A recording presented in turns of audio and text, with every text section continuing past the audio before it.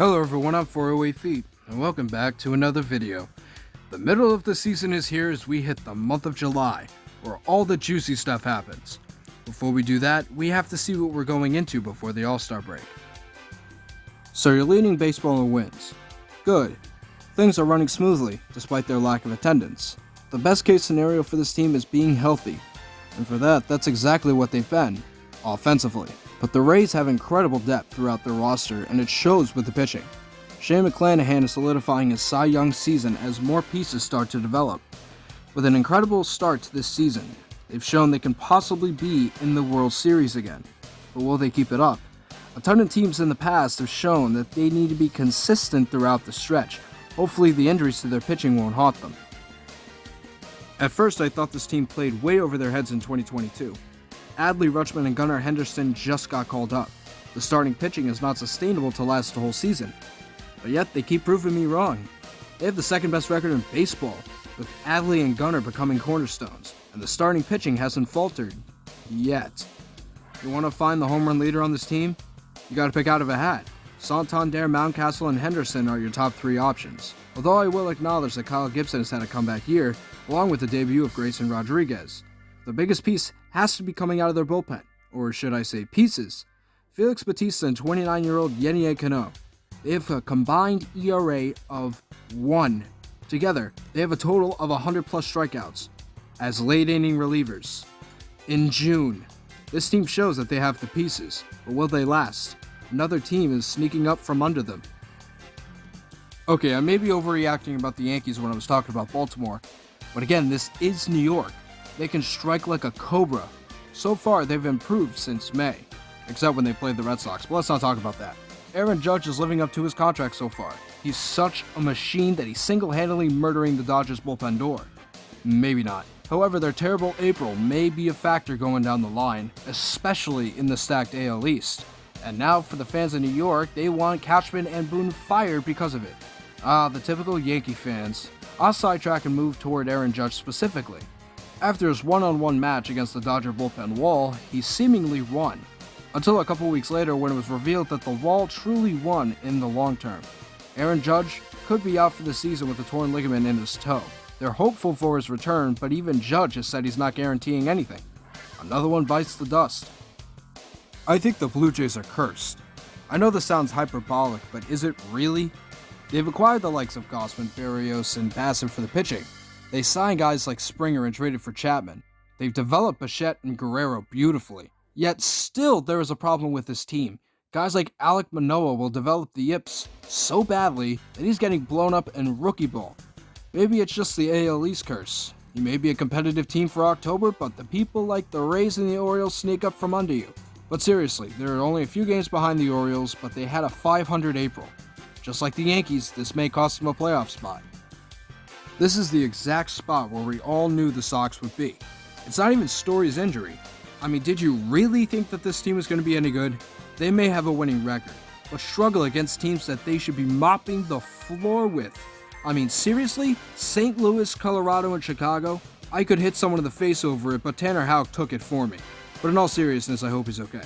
We're here simply for the prospects to develop. Casas and Bayo are gradually improving, as expected, but the one person I did not expect to improve was Jarren Duran. He had a hot streak to the point where he was consistently batting .400. He drifted back to reality, but he's gotten in shape, grinded in the offseason, and it has completely shifted his career as a result. Props to him. Oh, and Devers and Yoshida are living up to the bargain as well. Sale got injured again? Oh, who would have seen this coming? What's funny about the AL Central is that if the Sox were in this division, they'd be in first. What sucks is that the Minnesota Twins aren't the best team out there, but they themselves are a .500 team. Yet they still have been rewarded the AL Central crown because the rest of this division is underachieving and tanking for prospects, as always. I know it's the middle of the season, but they've been inconsistent to this point, and I don't think that's going to change. Although their players are performing, including Correa, Buxton, Kepler, and Joey Gallo, Michael A. Taylor, Sonny Gray. They're good again? Oh, fuck me sideways. Maybe there is hope for Minnesota after all. Cleveland, don't you ever change. Your players are performing. Shane Bieber is a Cy Young candidate, and Emmanuel Clase has started to become himself again. Pitching depth is sustainable regarding the release of Zach Plesac. Not much to go over here, just the casual Cleveland baseball team underachieving like the good old days. Although I will note one thing. Thank God you are beating the Tigers in this division again, or we'd be having a much different conversation. I'll see you boys at the deadline. Hey, look, it's Detroit. It's not 2013 anymore, and it shows. Cabrera is having a very quiet, if not muted, swan song, and Baez is casually swinging at gopher balls. Yeah, I don't want to talk to you. There's nothing else to talk about here. Well, look who decided to show up. It's a tighter race now for you guys. You're only 6 games back from the division lead. Luis Robert is single-handedly carrying your sorry excuse for a team to a division title. But I gotta ask, what the fuck happened to that stellar pitching rotation you had? Cease and Giolito look like they've aged 10 years and then looks completely shot. Absolutely pathetic. And that's what's holding you back. Not the injuries, nor the offense, but the pitching. Fix it now or blow the team up. Although I go for the latter. I'm not going to waste my breath on this team. The only bright spots are Bobby Witt Jr. and Vinny Pasquantino's power bat. Let me know when they trade Perez at the deadline. So you spent tons of money on this team and are dominating the AL West with the 3rd best record in the AL. I guess things aren't as bleak as once thought. Nathan Eovaldi is pitching like Cy Young himself. Josh Young is blossoming into one of the best power hitters in baseball. Adolis Garcia leading the team in dingers, and Will Smith has revitalized his career. Everything's looking great for the Rangers, or so we thought. Jacob deGrom is the Andrew Luck of baseball. As one of the best pitchers in baseball, Jacob deGrom will, unfortunately, be needing his 2nd career Tommy John surgery. This guy can't catch a break, can he? All because of lingering elbow injuries over the past 2 years, and he refused to have surgery on it. One of the biggest what-ifs in baseball, as he's now 35 years old. When he comes back, he'll be 37. Did you see how he was crying in that press conference? It looks like this could be very much over for him. He's only got a small window to pitch left, and nobody's going to have a return like Verlander did. He's done. I wish him the best of luck, but he's done. Looks like that championship hangover is something that looks to be in the rearview mirror. They may have had a slump in the beginning, but they've woken up and have returned to their winning ways. Although being 5.5 games behind the Rangers of all teams hasn't appeased them one bit, especially since another team has crept up behind them. The Halos have finally decided to contend for championships as they've realized they're wasting Shohei and Trout's careers. Not that it's not deserved, as the hitting is one of the best in baseball. The starting pitching is iffy, but not that bullpen. Led by not Charlie Sheen, Carlos Estevez, the bullpen has been one of the better ones in baseball so far. Ironically, a competitive team for the first time in just short of a decade. I'm not gearing for them yet, but I'm proud of them. Talk about underachieving.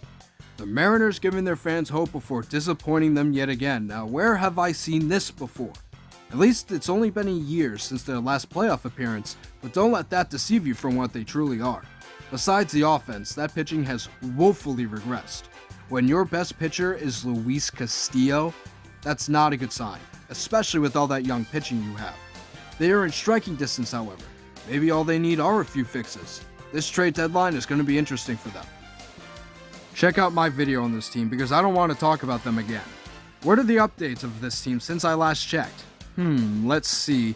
The fans did a reverse boycott to show that they aren't the problem, while holding signs to tell the owner to sell. Not that they're in the wrong, just the irony is strong with this one. As for the A's themselves, they suck, so nothing new. Well, the Braves are in first place in their division. Please stop me if you've heard this one before. I know they've won the World Series a couple years ago, but this is an age of what have you done for me lately? It's nothing to scoff at, though, with the likes of Ronald Acuna, Austin Riley, Matt Olson, Sean Murphy, Ozzie Albies, women respecter Marcelo Zuna, and the renaissance of Eddie Rosario.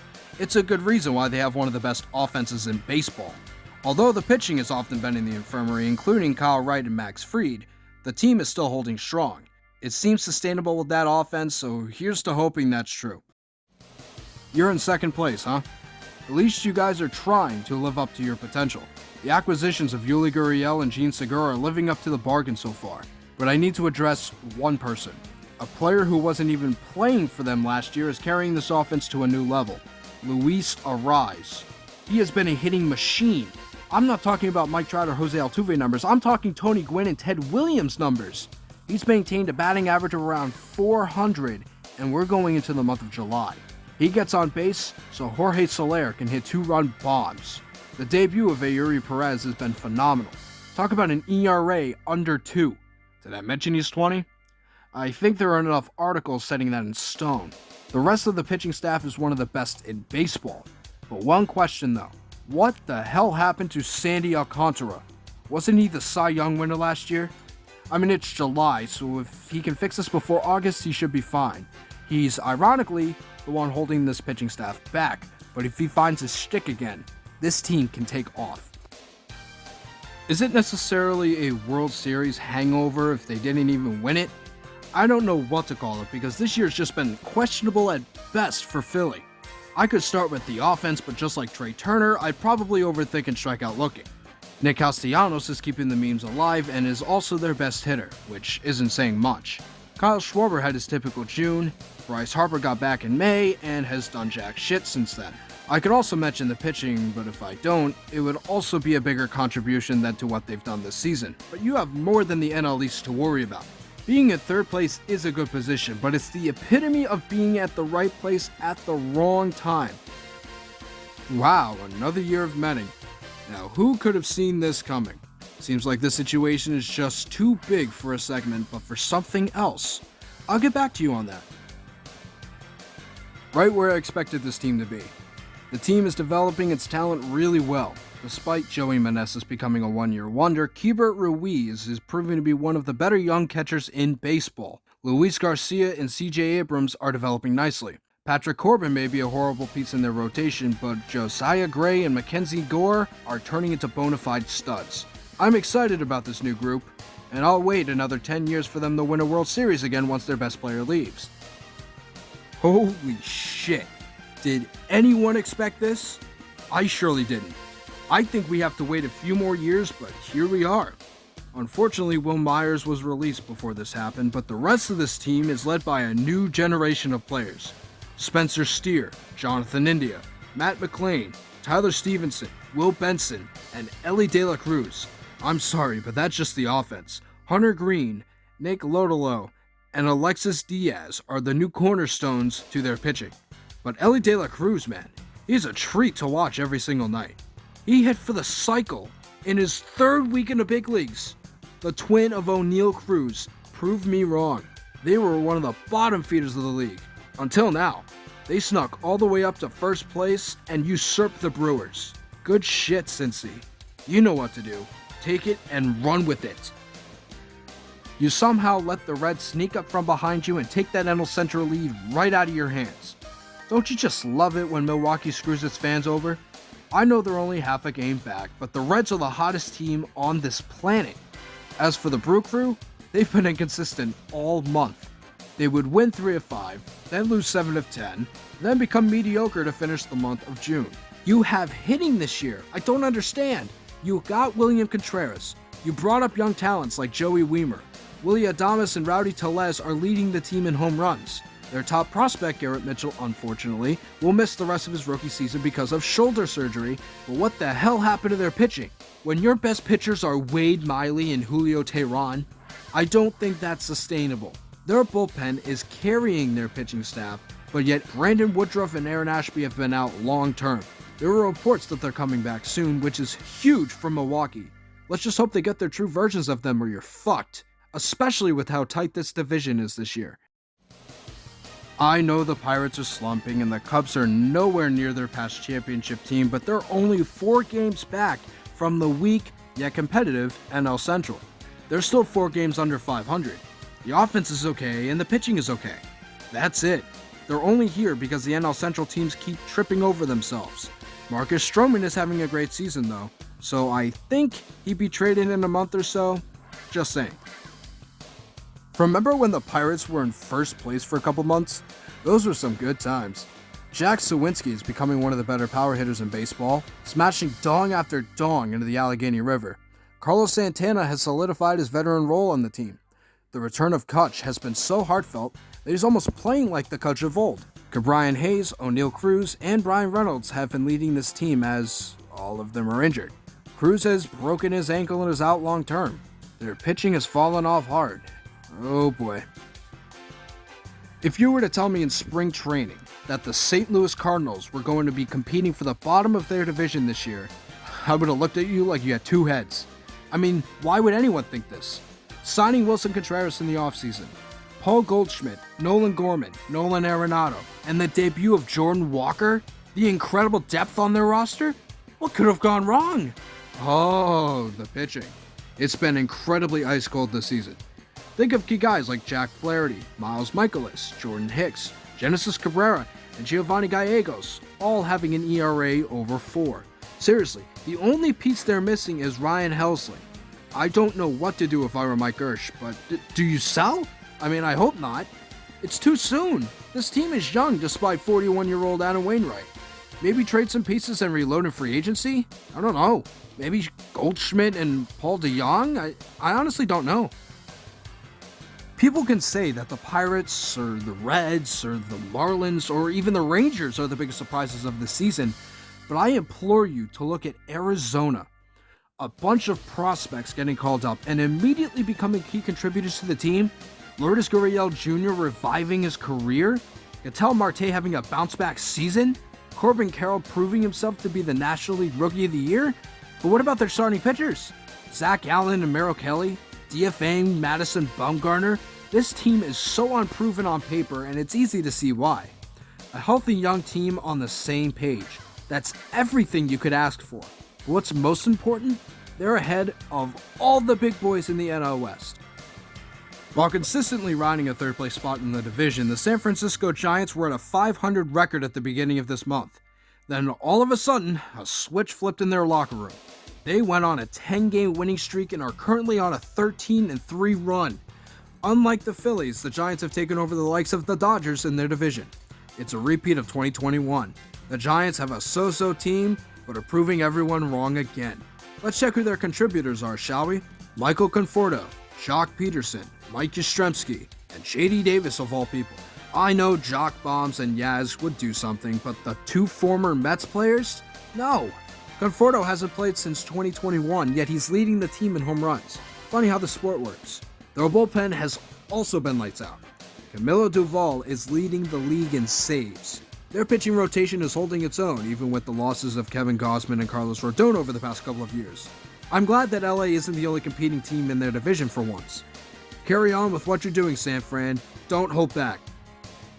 This was bound to happen at some point. Listen, I'm not going to tell you guys to rebuild and yell at you for letting your inferior young brothers take your division lead away from you. You're still a good team. Muncy, Betts, and surprisingly JD Martinez are leading the team in home runs. Will Smith and Freddie Freeman are their usual selves. Their offense isn't record-breaking like years before it, but still playoff-worthy. What's going on? They're pitching. Why has that been the theme with teams this year? I don't know. But the heart of their rotation is completely broken. Julio Urias, Dustin May, the returning Shelby Miller, and Walker Buehler is still out recovering from Tommy John. Although we saw the debuts of Bobby Miller and Gavin Stone, their pitching depth hasn't helped much. You take out Evan Phillips and Brusdar Graterol from their bullpen, and they have an ERA over 6. This may not be the year, but look at the bright side. At least you picked up Ryan Brazier. Do I have to make a video of you guys? Why not? I'm an impulsive fuck. Expected as always from the Rockies. They traded Nolan Arenado for nothing, extended CJ Cron and Anthony Senzatella, then reopened the pockets for Chris Bryant, who's basically eating his money away from his couch than being on the field. It's an albatross for the ages, and I love it. Ryan McMahon is the most promising on this team. Not Cron, not their young talent, not Senzatella, and their pitching is just as horrible as ever. This franchise has no future except for Zach Veen, and they will sell him off if he ever develops. I take what's left of Cron, McMahon, and Daniel Bard and trade him at the deadline. Don't you just love it when a team half-asses its operations? I'll talk to you guys at the deadline. This usually goes without mentioning in these videos, but I thank you so much for watching this. And I guarantee those videos of the Mets and the Padres will be made soon. Stay tuned.